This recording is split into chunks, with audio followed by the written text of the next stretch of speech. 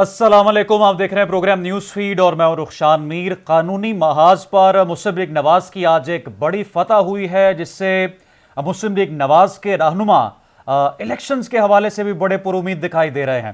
नाज़रीन, Islamabad high court ने अल Aziziya steel mills reference में मुस्लिम लीग नून के कायद मियां मोहम्मद नवाज शरीफ को बरी कर दिया है और कौमी एहतसाब ब्यूरो नैब की इस्तदा मुस्तरद कर दी है। और अदालत ने मुख्तसर फैसला सुनाते हुए सजा के खिलाफ नवाज शरीफ की अपीलें मंजूर करते हुए उन्हें बरी किया है। इस्लामाबाद की एहतसाब अदालत ने 24 दिसंबर 2018 को अल अज़ीज़िया स्टील मिल्स रेफरेंस में 7 साल कैद और जुर्माने की सजा उन्हें सुनाई थी। और 24 दिसंबर 2018 को मैंने आपको बताया कि यह फैसला आया, और उससे पहले 6 जुलाई 2018 को इस्लामाबाद की एहतसाब अदालत एवन फील्ड रेफरेंस में मुस्लिम लीग नून के कायद नवाज शरीफ को 11 साल कैद की सजा सुनाई थी। और ये बैरून मुल्क अपार्टमेंट्स का मामला हो, आमदन से ज़ायद असासों का मामला हो, जो सियासी मुखालफीन है मियां मोहम्मद नवाज शरीफ या मुस्लिम लीग नवाज के, वो इन तमाम केसेस में मियां मोहम्मद नवाज शरीफ के बरी होने को इलेक्शंस के हवाले से एक ग्राउंड तैयार करता हुआ करार दे रहे हैं कि मियां मोहम्मद नवाज शरीफ के लिए एक ऐसा ग्राउंड तैयार किया जा रहा है 2024 के इलेक्शंस में कि उनका मद्दे मुकाबिल ही कोई नहीं होगा। और यही सवाल पाकिस्तान पीपल्स पार्टी की जानिब से उठाया जा रहा है। यही तनकीद पाकिस्तान तहरीक इंसाफ की तरफ से की जा रही है कि कराची, बलूचिस्तान, सेंट्रल पंजाब और तमाम मुल्क में अगर मियां मोहम्मद नवाज यानी मुस्लिम लीग नवाज के अगर अलायंसेस इस तरह से बनते रहे और उनके सीट एडजस्टमेंट होती रही और माजी में उन पर बनाए गए जिनकी बिना पर उन्हें ताहयात नाअहल और फिर 11-11 साल कैद की सजा सुनाई जाती रही, अगर इस तरह से अचानक तमाम केसेस भी खत्म होंगे, उनके अलायंसेस भी बनते रहेंगे, तो फिर 8 फरवरी 2024 के इलेक्शंस में उनका मुकाबला किससे होगा? फिर तो सारी ग्राउंड उनके लिए और लेवल प्लेइंग फील्ड किसी और सियासी जमात के लिए नहीं। हम प्रोग्राम में बात करेंगे। साबिक एडवोकेट जनरल इस्लामाबाद जहांगीर जदून साहब प्रोग्राम में हमें ज्वाइन कर रहे हैं। पाकिस्तान पीपल्स पार्टी साथ मौजूद होंगे। हमें इस वक्त सीनियर एनालिस्ट और सीनियर जर्नलिस्ट सज्जाद मीर साहब ने ज्वाइन किया। सज्जाद मीर साहब, आपके वक्त का बहुत शुक्रिया। सर, आप तमाम तर केसेस को देख रहे हैं रोज़े अव्वल से और आपका एनालिसिस है इस पर। नवाज शरीफ साहब पर केस बनाए गए, नाअहल उन्हें किया गया, वो जेल भी उन्हें काटी, उनकी बेटी, उनके दामाद को भी जेल हुई, फिर मियां मोहम्मद नवाज शरीफ बीमार हुए, फिर लंदन चले गए, कई साल खुद साख्ता जिला वतनी काटी, अब वतन वापस लौटे हैं तो उनका इस्तकबाल बड़ा शानदार। उनके सियासी मुखालफीन तनकीद कर रहे हैं, केसेस जो उन पर बनाए गए, 11-11 साल कैद की सजा सुनाई गई, उनमें उनको जो है वो बरी किया जा रहा है। आप सर इस पर क्या एनालिसिस करते हैं? तमाम तर तैयारी ये है कि उनको प्राइम मिनिस्टर बनाया जाए। सर देखें, आज सुप्रीम कोर्ट में एक दूसरा मुकदमा था जिसकी लाइव कवरेज हो रही थी और जिसमें चीफ जस्टिस ने सवाल पूछा कि 2 बातें हो सकती हैं भुट्टो के मुकदमे के बारे में, एक उसका सियासी पहलू है, एक कानूनी पहलू है कि क्या वो मुकदमा होना चाहिए था, उसके कानूनी हुक्म रह गए कि नहीं रह गए, उसके बारे में हम कुछ कर सकते हैं कि नहीं कर सकते, वो तो अदालत करेगी, ठीक है। लेकिन उसका सियासी पहलू जो है वो सदर जाने, उनका काम जाने, हमारा उससे क्या ताल्लुक है। और नवाज शरीफ के मुकदमे का भी यही हाल है। हम सियासत बोल रहे हैं, कानून को हम भूल जाते हैं। हम ये भूल जाते हैं कि नवाज शरीफ को जब डिस्क्वालीफाई करार दिया गया तो क्या मुल्क के आइन के मुताबिक था, मुल्क के कानून के मुताबिक था, इंसाफ के तकाजों के मुताबिक था? उस पर तो हम गुफ्तगू नहीं करेंगे ना गोया। उसके बाद जितना प्रोसेस चला है इस मुल्क के अंदर, एक बात तो वही है ना, एक बात नहीं है, जितना प्रोसेस चला, एक को निकाला, दूसरे को लाए, दूसरे को निकाला, तीसरे को लगाए, फिर चौथे को निकाला, फिर कोई दखलंदाजी होती रही, उस पर तो हमारी तारीख गोया खामोश कर दी गई है। तारीख नवीस जो होते हैं, एक जमाने में होता था कि बादशाह अपने शाही मुअर्रिखीन रखा करते थे जो उनकी तारीख लिखा करते थे, उनकी जबान में तारीख लिखा करते थे। इसलिए आजकल बहुत से लोग पुरानी तारीखों पर शक करते हैं कि ये तो बादशाहों की लिखी हुई तारीखें हैं या उनके मुकर्रर करदा मुअर्रिखीन की तारीखें हैं, तो हम वो किया करते थे हम। अब ये जो हमारे सामने है, एक पूरा हिस्सा इस पूरे सिनेरियो को गायब कर दिया गया। अब ये तो कहते हैं जी नवाज शरीफ को पहले पता था वो आएंगे तो बच जाएंगे। भाई, अगर ये उनको पता था कि उनके खिलाफ जो मुकदमे हैं, अब जिन लोगों ने मुकदमे कायम किए थे, करवाए थे, वो अब तौबा तायब कर चुके हैं, उन पर अब दबाव नहीं है और मुकदमे से बच जाएंगे, तो सियासत को ले रहे हैं, उनको चौथा वजीर बनाना है, इसलिए उनको लाया गया है। ہم یہ کیوں نہیں کہتے کہ ان کو جو نکالا گیا تھا اور سن 16 سے جو بلکہ سن 14 سے جو پروسیس شروع ہوا ہے وہ اس ملک میں کیا نتائج لے کر آیا؟ نواز شریف کو چھوڑیے، نواز شریف آتے جاتے رہتے ہیں، زرداری کی بھی چھوڑیے، زرداری کب سے مسٹر 10% کے نام سے مشہور ہے، اور آج ان کا بیٹا کہتا پھرتا جی ہم پہ کرپشن کا کوئی الزام نہیں ہے، یعنی جبکہ وہ وزیر اعظم نہیں تھے، صرف وزیر اعظم کے شوہر تھے، پوری دنیا کا پریس انہیں مسٹر 10% لکھتا تھا، لیکن آج ہم کہتے ہیں وہ آنےسٹ ہے، اور کرپشن جو کی ہے وہ کسی اور نے کی ہے، نواز شریف نے کی ہے یا عمران خان نے کی ہے۔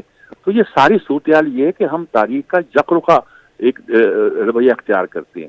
آج بھی اگر نواز شریف کے مقدموں کو ہم سیاسی پہلو دیکھیں تو اس کے وزیر اعظم بنانے کے لیے یہ سب ریلیف دیا جا رہا ہے، بڑی زیادتی ہو رہی ہے، یہاں اس کو کہا جائے گا نواز شریف کو ریلیف دیا جا رہا ہے۔ اگر ہم یہ دیکھیں کہ اس کو جس طرح نکالا گیا وہی غلط نکالا گیا، اور اس کے بعد جس طرح پورے ملک کو مینج کیا گیا، اس کو نااہل پوری زندگی قرار دیا گیا، اس کو پارٹی صدر بننے سے بھی روکا گیا، اس نے جو بندے سینٹ میں نامینیٹ کیے تھے ان کے ٹکٹ تک کینسل کر دیے گئے، اور پھر کہا گیا پارٹی کو الیکشن لڑو، پارٹی پھر بھی تقریباً سنگل میجورٹی پارٹی پنجاب میں بن گئی، لیکن اس کے باوجود ان کو پاور میں نہیں آنے دیا گیا۔ اس کو ہم کہیں گے اس کو چھوڑو، آج کی بات کرو۔ اصل میں لمحہ موجود میں رہنا بہت اچھا ہے، لیکن ماضی سے بھی ہمیں سبق سیکھنا چاہیے۔ عدلیہ نے جو بھی کیا ہے، اب عدلیہ ناظر نظر آتی ہے کئی باتوں کے بارے میں، کئی باتوں میں بے بس نظر آتی ہے۔ آج بس منظور نے کہا کہ کیا ہم یہ فیصلہ کریں کہ سپریم کورٹ نے جو فیصلہ کیا تھا اور جس کو ریویژن بھی کر دیا گیا تھا وہ غلط تھا، کیا ہم یہ کر سکتے ہیں؟ یہ سوال بہت سے اداروں کے پاس ہے، بہت سے اداروں کو اس کو فیس کرنا پڑ رہا ہے۔ تو میرے خیال میں ہم اس کا یہ پہلو کہ وہ اس کو وزیر اعظم بنانے کے لیے سب کیا جا رہا ہے، اس کو الگ ڈسکس کرنا چاہیے اگر کبھی وہ بحث ہو، اور یہ پہلو کہ اس کو جو مقدمہ تھا وہ کیا تھا۔ مقدمے میں دیکھیں سیدھی بات ہے، وہ جتنے مقدمہ بنے انہیں کہیں ثابت نہیں ہو سکتا کہ یہ اس کے شیئر تھے اس میں۔ ہم نے اندازہ لگایا ہمارے نیب کے فلانے کہ ان کے بیٹوں کے بعد پیسے کیسے ہو سکتے تھے، اسی نے خریدا ہوگا۔ کوئی بات تو ٹھیک ہے، ہو سکتا ہے ایسا ہی ہو، میں نہیں کہتا ایسا نہیں ہوگا، لیکن اس پہ مقدمے تو قائم نہیں ہوتے، سزائیں تو نہیں ہوتی۔ آپ بھٹو کا کیس کھولے بیٹھے ہیں اس بات پر کہ کسی کو اگر آپ کولیبریٹ کریں تو اس پہ آپ پھانسی نہیں ہو سکتی، آپ مجرم بھی ہو سکتا ہے آپ نے ان کا ساتھ دیا ہوگا، آپ نے کہا حکم دیا ہو، لیکن اس پہ پھانسی نہیں ہو سکتی۔ لیکن یہ تو بڑا مشکل ثابت کرنا ہو جاتا ہے نا کہ انہوں نے حکم دیا تھا کہ نہیں دیا تھا، یہ دوسرا کیس ہو جاتا ہے۔ ہر چیز کو الگ الگ کر کے دیکھیں گے تو مطلب زیادہ سمجھ آئے گا۔ آج یقینی طور پر کورٹ کے پاس کوئی آپشن نہیں تھی، وہ اس کیس کو لٹکا سکتا تھا اور مہینہ 2 مہینے لٹکاتا، 4 مہینے لٹکاتا، لیکن جس طرح تیزی کے ساتھ یہ ہو رہا ہے اس سے لوگوں کو شکوک و شبہات تو پیدا ہوتے ہیں۔ وہ آپ کسی سیاسی معاملے کو اس کو دخل دے دیں، لیکن قانونی نقطہ نظر کے ساتھ اس کو الگ دیکھا جائے، دونوں کو الگ الگ کر کے دیکھا جائے۔ ٹھیک ہے ہمارے ساتھ اس وقت موجود ہیں راجہ عامر عباس صاحب، سابق پروسیکیوٹر نیب ہیں۔ راجہ عامر عباس صاحب بہت شکریہ آپ کے وقت کا۔ نیب پروسیکیوٹر نواز شریف پر عائد کی گئی فرد جرم کے کچھ حصے آج انہوں نے عدالت میں پڑھے، جس پر چیف جسٹس نے استفسار کیا کہ یہ بتائیں کہ العزیزیہ سٹیل ملز اور ہل میٹل کب بنی تھی۔ بنیادی طور پر کیس میں العزیزیہ ہل میٹل کے الزامات ہیں۔ العزیزیہ میں پہلے بتائیں کتنے پیسے بھیجے، کیسے بھیجے اور کب فیکٹری لگی۔ العزیزیہ اور ہل میٹل میں 2 پرائم الزامات ہیں۔ چیف جسٹس عامر فاروق نے استفسار کیا کہ یہ بتائیں کہ العزیزیہ کب لگی، کیسے لگی، آپ پر پروسیکیوٹر تھے، بتائیں آپ کے پاس کیا شواہد تھے۔ راجہ عامر عباس صاحب، آج یہ جو کیس ہے العزیزیہ ریفرنس کا، مسلم لیگ نواز کے کچھ رہنماؤں کا یہ اس حوالے سے کہنا ہے کہ نیب اس میں استعمال ہوئی، نیب کے پاس شواہد نہیں تھے، لیکن اس کیس کو بنایا گیا، سزا بھی اس میں سنائی گئی 11 سال کی، اور آج جب عدالت نے ان سے پوچھا یا گزشتہ سماعت پر پوچھا تو نیب پروسیکیوٹر کے پاس نہ کوئی شواہد تھے اور نہ ہی اپنا کیس مضبوط کرنے کے لیے کوئی دلائل۔ آپ سر اس پر کیا کہیں؟ دیکھیں جی، نیب کے پاس آج شواہد نہیں تھے۔ نیب کا پروسیکیوٹر آج سے 5 سال پہلے جب کیس کر رہا تھا تو یہی پروسیکیوٹر، یہی نیب کہتی تھی کہ جی انملٹ ہمارے پاس شواہد ہے۔ عدالت نے بھی پوچھا تھا کہ کیا یہ وہی نیب ہے جو 5 سال پہلے تھی۔ ذہن میں یہ رکھیں کہ یہ جو پولیٹیکلی موٹیویٹڈ کیسز ہیں یہ بنائے بھی عام ٹوسٹنگ کے لیے جاتے ہیں، اس میں کوئی احتساب کرنے کا عمل نہیں ہوتا، اور ان میں جب بری بھی کیا جاتا ہے تو اس میں پھر کوئی یہ نہیں کہ وہ اسٹرکٹلی قانون کو فالو کر کے ان کو بری کر دیا جاتا ہے، وہاں بھی کنسیڈریشن ہوتی ہے کہ یہ پولیٹیکل کیسز ہیں، یہ بنائے گئے تھے، ان میں ہم نے بری کرنا ہے۔ ابھی بڑی بات ہو رہی ہے کہ جی وہ مفروضوں پہ اور ہل میٹل بنی کا، جو یہ قانون اگر کسی عام آدمی کے لیے ہوتا، گریڈ 17 یا 18 کے بندے کے لیے یہ کیس ہوتا اور اس سے یہ پتہ چلتا ہے کہ جی وہ نوکری پہ تھا یا کچھ عرصہ وہ چیئرمین رہا ہے کسی میونسپل کمیٹی کا یا کچھ، اور اس کے پاس اتنے ایسٹس آ گئے ہیں، تو کوشچن یہ ہے کہ آپ کے پاس یہ جو ایسٹس ہیں، کیا آپ کے بچے اس وقت کما رہے تھے؟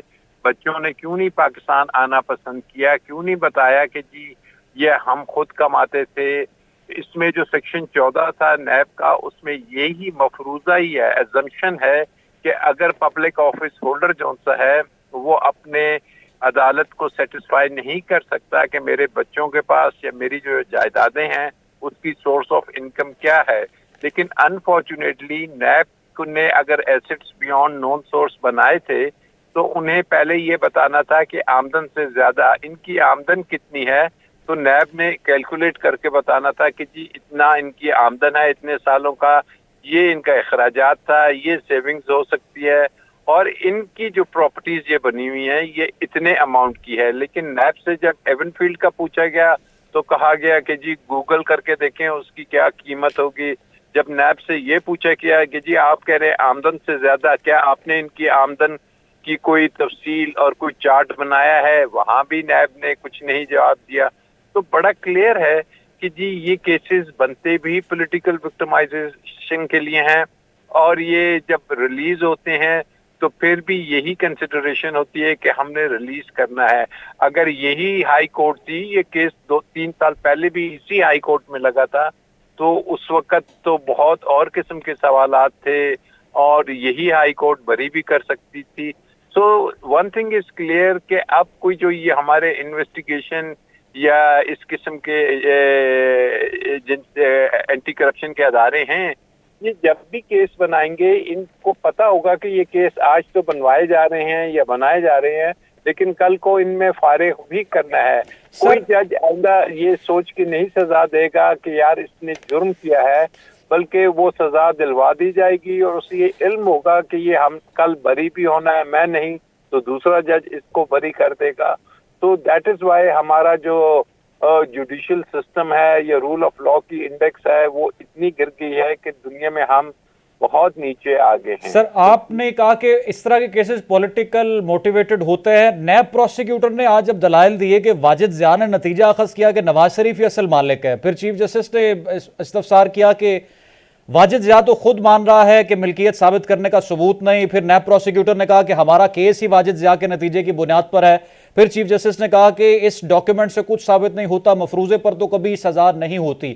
آپ کی سر بات بالکل درست ہے، پاکستان کی تاریخ میں ہمیں اس طرح کے کیسز دیکھنے کو ملے ہیں، لیکن یہ العزیزیہ ریفرنس جس میں 11 سال ایک سابق پرائم منسٹر کو سزا سنائی گئی، یہ محض مفروضے پر مبنی تھا، اور اگر مفروضے پر مبنی نہیں تھا تو آج نیب نے سر اتنا اس کو پور کیوں پیش کیا کیس کو؟ سر دیکھیے بڑی کلیئر بات ہے کہ جناب یہ میں نے آپ سے پہلے عرض کیا کہ بنتے بھی میاں صاحب کو نکالا کس بات پہ؟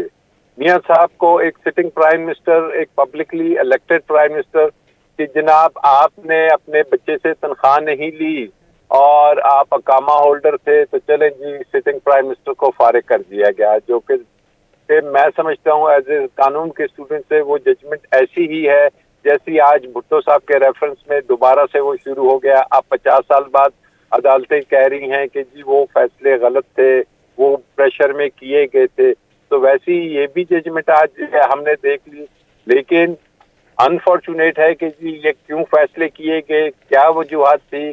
میاں صاحب کو تو کہتے ہیں ہمیں پتہ ہے کہ یہ فیصلے لکھنے والے کون ہیں اور لکھوائے کہاں سے جاتے ہیں، تو یہ ہمارے گراؤنڈ ریئلٹیز ہیں، ہم اس کو ڈینائی نہیں کر سکتے۔ آج ایک کے ساتھ ہے، آج جو کیسز ہو رہے ہیں کل یہ سائیکل چینج ہوگی تو یہاں پہ آپ کو ایکوٹلز نظر آ رہے ہوں گے۔ بڑی باتیں جو آج کی جا رہی ہیں کہ جی ایسے سب سے بڑا دنیا کا کرپشن کا پاکستان کا کیس ہے، تو دس از انفارچونیٹ کہ ہمارا جو پولیٹیکل سسٹم ہے اس میں اب یہ چیز ایک عام سی تصور کی جاتی ہے اشرافیہ میں کہ یہ کرپشن کے کیسز سزائیں دینے کے لیے نہیں ہے. نیب کا ریکارڈ ہے کہ آج تک کوئی بھی, آپ ذرا اس پہ ریسرچ کریں کہ ایک بھی پولیٹیکل پرسنالٹی کی سزا جو ہے وہ ہائی کورٹ یا سپریم کورٹ تک برقرار نہیں رہی. تو پھر کیا نیب گریڈ 16, 17, 15 اس کے ملازموں کے لیے ہے اور اس کے لیے اربوں روپے خرچ کیے جا رہے ہیں؟ اب اس کیس میں اربوں روپے خرچ ہوئے, اس کی ذمہ داری کس پہ ہے؟ کون ہے جواب دہی؟ آخر جب اکاؤنٹنگ کتنا وقت قوم کا ضائع ہوا, کتنے سال یہ تمام تر کیسز جو ہے وہ چلتے رہے. دیکھیں جی بالکل, اب بات یہ ہے کہ جنہوں نے چلائے یا جنہوں نے بنوائے یا جو بھی ہے وہ ان کی اکاؤنٹیبلٹی کا تو نام ہی نہیں لیا جاتا, کیونکہ پھر ڈیلز ہو جاتی ہیں, پھر اگلی چیزیں نظر آنی شروع ہو جاتی ہیں, پھر دوسرے کی باری کا انتظار کیا جاتا ہے. تو ایسے ہی سسٹم یعنی نیب استعمال ہوتا ہے, آپ یہ بھی کہہ رہے ہیں؟ یہ میں نہیں کہہ رہا, یہ سپریم کورٹ آف پاکستان کی ججمنٹ ہے بڑے سینئر موسٹ ججز کی, کہ جس میں کہا ہے کہ نیب پولیٹیکلی آرم ٹوسٹنگ کے لیے استعمال ہوتا رہا ہے, ہو رہا ہے, اور انفارچونیٹلی اس فیصلہ آنے کے بعد آج بھی وہ یہی عمل دہرایا جا رہا ہے.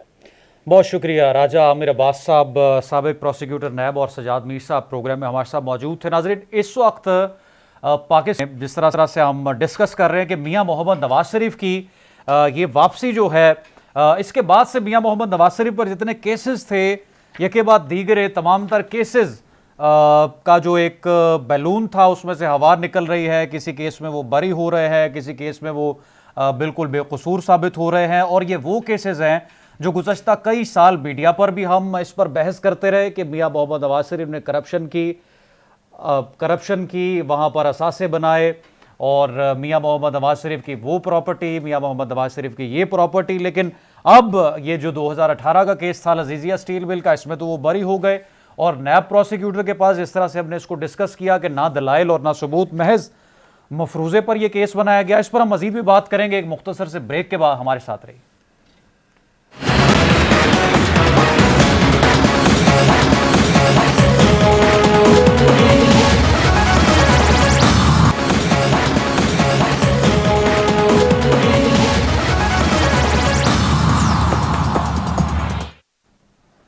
ویلکم بیک ناظرین. عزیزیہ کیس کے حوالے سے ہم پروگرام میں گفتگو کر رہے ہیں. ہمیں جوائن کر رہے ہیں سابق ایڈوکیٹ جنرل اسلام آباد جہانگیر جدون صاحب. آج سپریم کورٹ میں ایک اور بڑے اہم کیس کی سماعت ہوئی ہے. نواز شریف بھی سابق پرائم منسٹر ہیں, 3 مرتبہ پاکستان کے پرائم منسٹر رہ چکے ہیں, اور ان کو آج بری کیا گیا ہے. سپریم کورٹ نے ذوالفقار علی بھٹو شہید کے حوالے سے صدارتی ریفرنس کی بھی آج سماعت کی ہے, اور اس سماعت کو جنوری تک ملتوی کرنے کا فیصلہ کیا گیا ہے. یہ سماعت جنوری کے دوسرے ہفتے تک ملتوی کی گئی ہے. یہ جو صدارتی ریفرنس ہے اس کی سماعت چیف جسٹس قاضی فائز عیسیٰ کی سربراہی میں 9 رکنی بینچ نے کی ہے, اور اس سماعت کے بعد چیف جسٹس نے آج کی سماعت کا حکم نامہ لکھوانا شروع کیا. جسٹس قاضی فائز عیسیٰ نے کہا کہ اس ریفرنس کی کئی سماعتیں ہوئیں, بدقسمتی سے حتمی شکل نہیں دی گئی. ریفرنس پر سماعت آخری بار 12 نومبر 2012 کو فکس کی گئی, لیکن سماعت نہیں ہو سکی. ذوالفقار علی بھٹو کے نواز سے chairman People's Party Bilawal Bhutto نے فاروق ایچ نائک کے ذریعے فریق بننے کی درخواست دی.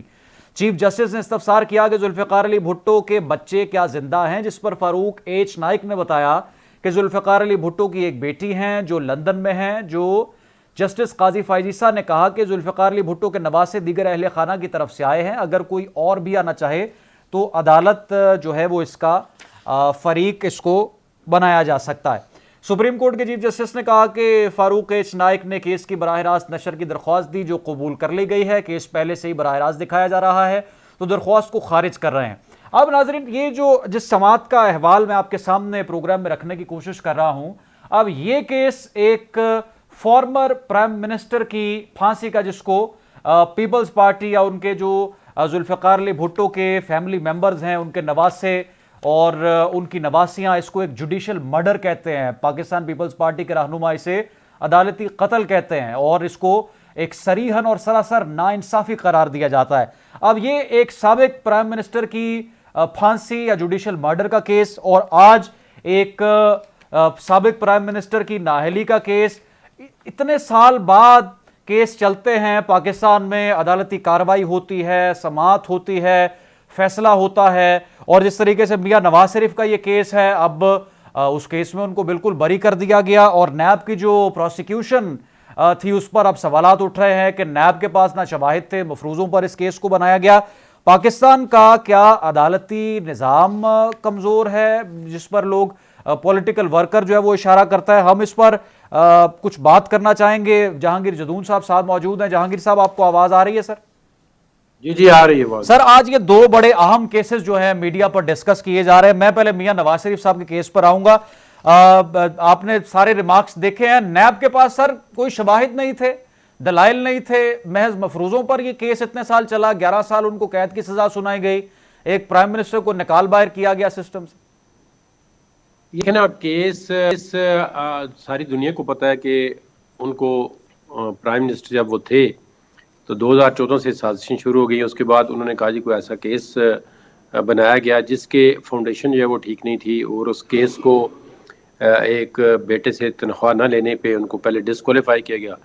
फिर एक JIT बनाई गई। JIT में देखें ना, अब JIT आप बनाते हैं, MI का ISI का क्या काम है? एक बंदे को जो है वो उसकी इन्वेस्टिगेशन करे। दूसरी एजेंसियां हैं ना, अब फिर अब क्या आप ये जब बरी हो गए कि आप एक ISI पे या MI पे दावा कर सकते हैं कि आपने केस गलत बनाया था, आपने JIT जो बनाई थी उसके जो जितने भी JIT की फाइंडिंग थी उनको रद्दी की टोकरी में फेंका गया है। और नैब तो भी कहता है जी हमने तो रेफरेंस फाइल नहीं किया, हमने तो सुप्रीम कोर्ट की डायरेक्शन पे फाइल किया है। तो सुप्रीम कोर्ट जब 5 मेंबर बेंच था, उन्होंने एक की बजाय 3 रेफरेंस उन्होंने कहा जी फाइल करें। हालांकि जो बेनामी होती है या एसेट बिहाइंड मीन्स केस होता है, वो अगर 1 करोड़ का हो या 1 अरब का हो, एक ही रेफरेंस बनता है। ये नहीं कि आप एक बंदे के जो है गाड़ियों का अलग केस बनाएं, उससे घर का अलग बनाएं, किसी प्रॉपर्टी का अलग बनाएं। जो लॉ है उसके मुताबिक एक ही केस बनता है, लेकिन उन्होंने 3 रेफरेंस फाइल किए। फिर उन्होंने कहा जी अगर ये सुप्रीम कोर्ट की डायरेक्शन ना होती तो हो सकता है हम ये रेफरेंस वापस ले लेते, क्योंकि इनके पास तो हमारे पास कोई ऐसे शवाहिद नहीं हमें मिले, ना ही कोई सफ़ाई मिसल पे ऐसे फ़ोटो कापियाँ तो बहुत हैं, उनके बंडल हैं, कितनी वॉल्यूम्स हैं, लेकिन उनके अंदर से कोई चीज़ जो काम वाली है, जो केस प्रूव करे, जो प्रोसिक्यूशन को आगे हेल्प करे, उसमें कोई चीज़ नहीं है। तो इसी वजह से फिर आपने देखा है आप 4-5 साल उनको एक ख़ास मकसद के तहत वहाँ से उतारा गया, बाहर किया गया, और पाकिस्तान के साथ बहुत बड़ा जुल्म हुआ है। आप देखें 2017-18 के हालात और आपके देख लें, जितने भी सर्कमस्टांसेस हैं कितने चेंज हो चुके हैं। इसमें तो आम जो बंदा है, ऑर्डिनरी सिटीजन, उसने ज़्यादा सफ़र किया है। जो बिजनेसमैन है वो तो अपना लाख चलो किधर न किधर रिकवर कर लेगा, लेकिन जिनकी लोगों की फैमिली सफ़र की हैं या और नुकसान हुआ है वो कहाँ से पूरा करेंगे? और बेसिकली पाकिस्तान का जो नुकसान हुआ है वो कहाँ से लोग पूरा करेंगे? अब सर तो ये एक ड्रामा लगा हुआ है, हर 5 साल के बाद एक नया ड्रामा आता है, बस ये ड्रामा चलता रहेगा अभी जब तक। सर मियां साहब की हम जब पैनामा पेपर्स आया, सारा उसका ट्रायल चला, मियां साहब ताहयात नाअहल हो गए, कभी आप सियासत में नहीं आ सकते, इलेक्शन नहीं लड़ सकते, प्राइम मिनिस्टर नहीं बन सकते, 11 साल जेल में रखा जाएगा। ये आज ये 11 साल कैद की जो सजा थी, से चंद दिन पहले कलअदम करार दे दिया गया। जो उनकी नाअहली हुई कि वो कभी अब प्राइम मिनिस्टर नहीं बन सकते, वो भी खत्म होगी या हो जाएगी? वो तो देखें ना, अली का तो पार्लियामेंट ने एक्ट जो 2017 का इलेक्शन एक्ट है उसकी जो सेक्शन 232 है उसमें तरमीम करके उन्होंने कहा जी 62(1)(f) के तहत जो डिसक्वालिफिकेशन होगी वो 1 टर्म की होगी, यानी कि 5 ईयर की होगी। तो अगर वो उस लॉ को इम्प्लीमेंट हो जाएगा, उसको लॉ को अभी तक चैलेंज नहीं किया है, एज इट इज़ टुडे वो लॉ ऑफ द लैंड है, वो पार्लियामेंट ने पास किया है, तो उनकी तो नाअहली ख़त्म हो गई वहाँ पे। लेकिन ये अल्टीमेटली मेरा ख्याल है कि सुप्रीम कोर्ट ने इसका नोटिस भी ले लिया है और ये सुप्रीम कोर्ट में लैंड करेगा और सुप्रीम कोर्ट इस पर अपनी जजमेंट देगी जी कि जो पार्लियामेंट ने लॉ पास किया है वो ठीक है। एक बंदे को पूरी ज़िंदगी के लिए अगर उसने किसी जगह पे कोई थोड़ी बहुत अनइंटेंशनली इंटेंशनली गड़बड़ हो भी गई है तो इसमें जो है उसको इतनी बड़ी सजा नहीं देनी चाहिए। ठीक है। मैं सर इस केस को, चूंकि ये जुल्फ़िकार अली भुट्टो भी साबिक प्राइम मिनिस्टर, नवाज शरीफ भी साबिक प्राइम मिनिस्टर और एक और साबिक प्राइम मिनिस्टर हैं जो इस वक्त जेल में हैं और उन पर भी केसेस बनाए जा रहे हैं, बल्कि वो तो सेंचुरी क्रॉस हो चुकी है उनके केसेस की। बतौर कानूनी माहिर आपको क्या लगता है कि इलेक्शन से पहले कोई उनके केसेस में भी कोई उनको रिलीफ मिल सकता है या उनके लिए कोई ऐसी आसानी कि वो भी हमें नजर आए फ्रंट पर? ये देखें, मैं अभी इस नतीजे पे पहुंचा हूं कि अगर कोई जेन्युइन केस बनता हो जिसको प्रोसिक्यूशन साबित कर सके तो वो तो केस बनाएं। लेकिन अगर आपने एक किसी भी बंदे को, चाहे वो PTI हो, PMLN हो, JUI हो या कोई पीपल्स पार्टी हो, अगर किसी बंदे को एक मतलब पॉलिटिकल एरिना से आपने अगर उसको आउट करने के लिए केस बनाए हैं یا بعد میں اگر مثال کے طور پر آج ہم پرزیوم کر لیتے ہیں 5 سال کے بعد اگر کہیں جی عمران خان پہ غلط کیس بنائے گئے تو کون ذمہ داری اٹھائے گا؟ جس طرح آپ بھی کہہ رہے ہیں جی نواز شریف صاحب پہ سارے غلط کیس بنے وہ بری ہو گئے ہیں، تو 5 سال کے بعد اگر یہ بھی بری ہو جائیں گے کیسوں میں تو پھر میں نے کہا ہے نا یہ جو کام کرتے ہیں تو کرتے رہیں گے. یہ تو 76 سال سے ہمارے ساتھ یہ کہ آج ذوالفقار علی بھٹو کا آپ نے یہ ریفرنس دیا کیس لگا اس کا تو ان کو سزائے موت تو کورٹ سے دلوائی ہے، لیکن کورٹ کے ججوں نے خود کہا جی ہم پہ پریشر تھا، ہمیں کہہ رہے تھے نوکری کرنی ہے کام کریں. تو ہماری عدالتیں بھی معذرت کے ساتھ ایک پیج پہ آ جاتی ہیں اور پھر جب جو کرانے والے ہوتے ہیں وہ بھی ایک پیج پہ ہوتے ہیں، سامنے عدالتوں کو استعمال کرتے ہیں، عدالتیں استعمال ہوتی ہیں. تو بعد میں ابھی یہی کیس تھا نواز شریف کا، انہیں عدالتوں نے سزا دی ہے نا. آج وہی نیب کہہ رہا ہے، وہی عدالتیں کہہ رہے ہیں جی اس طرح کی ایویڈنس لائیں، اس طرح کی لائیں. بھائی آپ کو 5 سال پہلے نہیں پتا تھا، آپ نے کیوں سزا دی ہے ایک بندے کو؟ جب آپ کو پتا تھا، اپیلیں آپ کے پاس پینڈنگ تھی تو اس وقت کیوں نہیں کی؟ کیونکہ آپ کو پتا ہے اس وقت آپ انڈیپینڈنٹ نہیں تھے، اسٹیبلشمنٹ کا آپ پہ پریشر تھا. تو ابھی آپ سمجھتے ہیں اس وقت زیادتی کی تھی، ابھی وہ پریشر ختم ہو گیا ہے تو آپ نے کہا جی غلط کیس بنائے. تو کیس تو اس وقت بھی غلطی بنے تھے، آج تو نہیں کیس بنے، یہ 5 سال پہلے غلط کیس بنے اور ان عدالتوں کے اندر چلتے رہے. ہماری عدالتیں انڈیپینڈنٹ کام نہیں کرتی. ہمارے عدالتیں جو ہے نا اس میں کوئی آپ گنے چنے 1-2 جج کہہ سکتے ہیں انڈیپینڈنٹ ہے، باقی ساری عدالتیں انڈر پریشر ہوتی ہیں. ذوالفقار علی بھٹو کے اب کیوں ججوں نے کہا جی یہ جوڈیشل مرڈر ہے، ہم سے غلطی ہو گئی، انہوں نے کہا جی نوکری کرنی ہے. اور جس جج نے انڈیپینڈنٹ فیصلہ دیا اس کی آپ ہسٹری پوچھیں کہاں پہ وہ گئے اور اس کے لیے اس کے میٹر کی سند کو دوبارہ جو ہے وہ کہا جی ان کے ڈی ایم سی کے نمبر نہیں تھے. تو یہ تو بہت بڑا ڈرامہ لگا ہوا ہے اس ملک کے اندر، اور یہ تباہی جو ہے جو کرتے ہیں وہ عام لوگ جو ہے اس میں سفر کرتے ہیں. آج ہمارے ملک کے اندر کیا ترقی ہوئی ہے، کیا ہوا ہے؟ ساتھ انڈیا کے اندر $600 بلین ریزرو ہے، ہمارے اپنے $2 ارب بھی ریزرو نہیں. بہت شکریہ. سفر کر رہا ہے ملک. Thank you. جہانگیر زدون صاحب پروگرام میں ہمارے ساتھ موجود تھے. 2 سابق وزراء اعظم کے حوالے سے آج باتیں ہوئی ہے اور ایک سابق وزیر اعظم جو اس وقت ہے وہ پابند سلاسل ہیں اور کیسز روزانہ کی بنیاد پر اس میں ان کی جو شدت ہے اس میں اضافہ بھی ہو رہا ہے، مشکلات ان کی بڑھتی جا رہی ہیں. ہم پروگرام میں بات کریں گے ایک مختصر سے بریک کے بعد.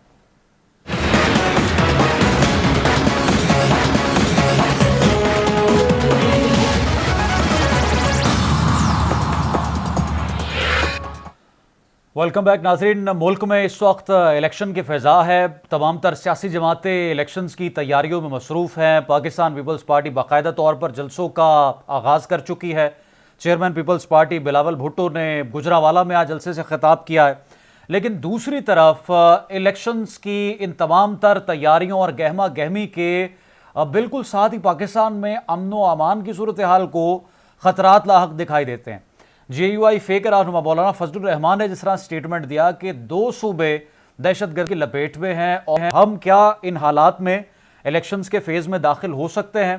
آج سیکیورٹی فورسز نے مختلف انٹیلیجنس بیسڈ آپریشنز کیے ہیں اور اس کے دوران 25 جوانوں نے اپنی قیمتی جانیں ہماری پاکستانی قوم پر نشاور کی ہیں، جام شہادت نوش کیا ہے، جبکہ 27 دہشت گرد مارے گئے ہیں، جہنم واصل ہوئے ہیں. آئی ایس پی آر کے مطابق جو بیان جاری کیا گیا ہے، ڈیرہ اسماعیل خان کے مختلف علاقوں میں انٹیلیجنس بیسڈ آپریشن کیے گئے ہیں اور سامنے جو تفصیلات آئی ہیں بتایا گیا ہے کہ دہشت گردوں کی موجودگی کی اطلاع پر انٹیلیجنس بیسڈ آپریشن کیے گئے اور یہ انٹیلیجنس بیسڈ آپریشنز جو ہیں آنے والے دنوں میں ان کا دائرہ کار مزید وسیع ہو سکتا ہے. اب آپ جانتے ہیں کہ ایک ایسا وقت ہے جب غیر قانونی طور پر جو مقیم ہے پاکستان میں تارکین وطن، ان کی بے دخلی کا سلسلہ جاری ہے اور بڑی تعداد میں جو افغان باشندے ہیں وہ افغانستان منتقل ہو چکے ہیں، کچھ ابھی پاکستان میں ہی موجود ہیں. اور یہ ایک ایسا وقت ہے کہ پاکستان کی جانب سے اپنے ہمسایہ افغانستان کو ایک بڑا clear statement chief of the army staff Syed general Asim Munir کی جانب سے دیا گیا ہے کہ ہم کسی طور بھی ان چیزوں کو نظر انداز نہیں کریں گے، ان پر کمپرومائز نہیں کریں گے. اگر افغانستان کی سرزمین پاکستان کے خلاف کارروائیوں میں استعمال ہوئی تو بھرپور جواب دیں گے. دفاعی تجزیہ کار بریگیڈیئر ریٹائرڈ مسعود خان صاحب ہمارے ساتھ موجود ہیں پروگرام میں. بریگیڈیئر صاحب بہت شکریہ آپ کے وقت کا. سر، یہ 25 جوانوں نے آج جام شہادت نوش کیا ہے، پاکستان ایک مرتبہ پھر دہشت گردی کی لپیٹ میں ہے. بالکل ایسا ہے. دیکھیں یہ جو دہشت گردی ریسرجنس ہوئی ہے یہ 15 اگست 2021 کے بعد سے یہ ہوئی ہے جب سے افغان طالبان نے ٹیک اوور کیا. اور 2020 میں پاکستان میں صرف 49 ٹیررسٹ اٹیکس ہوئے تھے اور 2021 میں پھر یہ اٹیک آلموسٹ 200 ہو گئے تھے اور ایون دین 86% کی ریڈکشن پاکستان میں ٹیررسٹ اٹیکس میں ہوئی تھی. لیکن افغان طالبان کے ٹیک اوور کرنے کے بعد اس میں سرج دیکھی گئی اور اس میں دیکھیں 60% اس میں اٹیکس میں حملہ ہوا، انکریز ہوا تھا. انفارچونیٹلی دیکھیں کہ وہ اس وجہ سے ہوا کیونکہ ٹی ٹی پی وہاں پہ تھی، کیونکہ جب ضرب عضب آپریشن ہوا تھا تو یہ کتنے لوگ تھے یہاں سے جو بہت سارے تو مارے گئے تھے، باقی وہ چلے گئے تھے افغانستان میں، وہاں پہ شیلٹر لیا، اور کچھ لوگ وہ افغان کے جیلوں میں قید تھے. لیکن جب افغان طالبان ٹوکبت کو تقریباً 8,000 کے قریب ان کو وہاں سے ریلیز کر دیا تھا، سبسیکوینٹلی وہاں سے انہوں نے پھر یہ حملے وہاں سے شروع کیا اگینسٹ پاکستان. اور پھر دیکھو بس سے ان کو وہاں پہ ویپنس اینڈ ایکوپمنٹ مل گئے جو امریکن چھوڑ کے گئے تھے. دین وہاں پہ ایزیلی ان کو وہاں پہ دے کین موو اراؤنڈ، وہاں پہ ٹریننگ گراؤنڈس ہے خوست میں، کنار میں، نورستان میں اور پکتیکا میں، وہاں پہ سوسائڈ ٹریننگس وہاں پہ ہو رہی ہیں. پھر وہاں پہ پراکسیز بھی وہاں پہ چل رہی ہیں. تو بیسکلی پھر اس کے بعد جو ہم نے کچھ اسٹیپس لیے پاکستان کے اندر اپنی چیزیں ہم نے ایفرٹ کیا ہے to address over security concerns اور فاسٹر اکنامک اسٹیبلٹی کے لیے. ہم نے دیکھیں کہ افغان ٹرانزٹ ٹریڈ کو صحیح کرنے کی کوشش کی، we crack down on the smuggling, اس پہ ہم نے کیا. پھر ہم نے ایک پاسپورٹ کا کانسیپٹ لے کے آئے، ون ڈاکومنٹ رجیم کی، جو افغانستان سے جو لوگ آتے جاتے ہیں وہ پاسپورٹ لے کے آئیں. تو اس طریقے سے چیزیں تھی. تو پرابلی اس سے یہ ہوا کہ ان کا جو انٹرسٹ تھا وہ بیسکلی اس کو ہم نے ادھر یہاں پہ اس کو روکنے کی کوشش کی ودن ان سائڈ پاکستان جو وہاں پہ ورک تھے. پھر انلیگل ڈیپوٹیشن جو ہوئی تھا، ابھی دیکھیں 1.7 ملین یورپین ایجنسی کہتی ہے ہو سکتے اس سے زیادہ لوگ ہوں، اور اس میں تمام لوگ تو نہیں لیکن کچھ لوگ یقیناً سمپتھائزر تھے اور فیسیلیٹیٹرز تھے یہاں پہ، اور وہ دے وار سرونگ دیئر انٹرسٹ، اور دیئر فور یہ بھی ان کو وہ سمجھتے تھے کہ ان کے ساتھ اچھا نہیں ہوا. تو دیز آر دی فیکٹر جس کی وجہ سے they allowed and facilitated T T P وہاں سے آپریٹ کریں against Pakistan from the safe havens. Despite the fact دیکھیں پاکستان نے ان کو ایویڈنس دیا ہے کہ یہ یہاں سے آپریٹ کر رہے ہیں، اور انٹرنیشنل کمیونٹی نے بھی ریئلائز کیا ہوا ہے. جتنے دیکھیں چاہے وہ ٹام ویسٹ ہو، recently visited Pakistan, special envoy ہے یونائٹڈ اسٹیٹس کا، افغانستان ہے، اور ان کی جو لنڈا ویسٹ تھی پرابلی یو ایس کی یونائٹڈ نیشن میں جو بیٹھتی ہیں، تو انہوں نے بھی کنسرن شو کیا تھا. اور ان کا کنسرن یہی تھے کہ پراکسیز ڈیولپ کر رہی ہیں افغانستان میں، اور ان کا ایک الائنس بن رہا ہے and they are targeting Pakistan. تو اب یہ تھریٹ جو ہے وہ ریئل ہے، اور سبسیکوینٹلی آپ دیکھیں گے یہ تھریٹ بریگیڈیئر صاحب، یہ جو بے دخل افغان شہریوں کو کرنے کا سارا معاملہ ہے، یہ تو اس وقت شروع ہوا جب افغان طالبان کی حکومت نے ہمارے خدشات پر کان نہیں دھرے، اور جس طریقے سے ہم نے معاملات کو ہینڈل کرنے کا کہا انہوں نے کوئی تسلی بخش ہمیں جواب نہیں دیا. اب یہ تمام تر کارروائیاں پاکستان میں جس پر ہم نے کنٹرول کیا متعدد ملٹری آپریشنز کے بعد دوبارہ سے اگر ان کا آغاز ہو رہا ہے، تو ہم افغان طالبان کی جو حکومت ہے ان کے ساتھ کوئی ایسا ڈائلاگ یا ایسی ان کو تنبیہ نہیں کر سکتے کہ ٹی ٹی پی جس طرح سے آپ کہہ رہے ہیں کہ وہاں پر تمام ان کے ہائیڈ آؤٹس ہیں یا وہاں سے کنٹرول ہو رہے ہیں، تو اس میں اس طرح کا کوئی ڈائلاگ ہو جس میں کچھ سمجھ بھی آئے ہمیں ان کی، اور وہ کنٹرول کریں ان چیزوں کو؟ دیکھیں گے آپ تو صحیح کہتے ہیں، dialogue is the best option, اس میں تو کوئی دوسری رائے ہے ہی نہیں ہے. لیکن یہ ہے کہ آلریڈی دیکھیں کہ اس میں پریویس گورنمنٹ کے ڈیفنس منسٹر یہاں سے گئے تھے، پھر یہاں سے D G I S I وہاں پہ گئے تھے اور ان سے بات چیت کی تھی. جو ہمارے جو اسپیشل انوائے ان افغانستان تھے فریکوینٹلی وزٹڈ افغانستان ڈسکس کرنے کے لیے. پھر دیکھیں ریجنل کنیکٹیوٹی میں جب کنٹریز تھے انہوں نے ان پوائنٹس کو ریز کیا ہے. ماسکو فارمیٹ میں بھی یہ چیزیں بات چیت پہ ہوئی ہیں. پھر دیکھیں امریکہ کو بھی یقیناً سینٹام کے کمانڈر یہاں پہ آئے ہوئے تھے، وہ بھی پھر میں نے جس طرح کہا ٹام ویسٹ ہے ان کو بھی ہے. تو افغانستان گورنمنٹ کی بڑی ذمہ داری بنتی ہے. دیکھیں اگر وہ ایسے اقدامات نہیں اٹھائے، کیونکہ ان کی ایک انڈر ٹیکنگ ہے to United States. Doha accord کے مطابق انہوں نے کہا کہ دے ول ناٹ الاؤ کہ اب ان کی سرزمین دہشت گردی کے کارروائیوں کے لیے یوز نہیں ہوگی. اب یہ انہوں نے کمٹمنٹ دی ہے، تو دیکھو امریکہ از اے اسٹیک ہولڈر، تو وہ ایک امریکہ ابھی بھی انفلوئنس کر سکتا ہے، پریویل کر سکتا ہے. پھر اگر نہیں کریں گے تو افغانستان کے لیے مسائل ہوں گے. آلریڈی سینکشنز اور لگیں گے اور مسائل پیدا ہوں گے، and they are totally dependent on Pakistan بہت ساری چیزوں کے لیے. تو ہم تو نہیں چاہتے ہیں کہ وہاں پہ کچھ ایسا ہو. ہم چاہتے ہیں افغانستان میں پیس ہو، اسٹیبلٹی ہو، اور تاکہ ہمارے جو ویسٹرن بارڈرس ہیں وہاں پہ سے کوئی ہمارے لیے مسائل نہ ہو. We can concentrate on the east. تو میرا خیال میں یہ فیکٹر ہے. ابھی chief of army staff is United States تمام ریجنل سیکورٹی ایشوز پہ، لیکن وہاں پہ اس تمام امور پہ بات چیت ہوگی. بہت شکریہ بریگیڈیئر ریٹائرڈ مسعود خان صاحب پروگرام میں ہمارے ساتھ موجود تھے. ناظرین، پروگرام نیوز فیڈ کا وقت ختم ہو رہا ہے. دوبارہ ملاقات ہوگی. بہت سا خیال رکھیں. اللہ حافظ.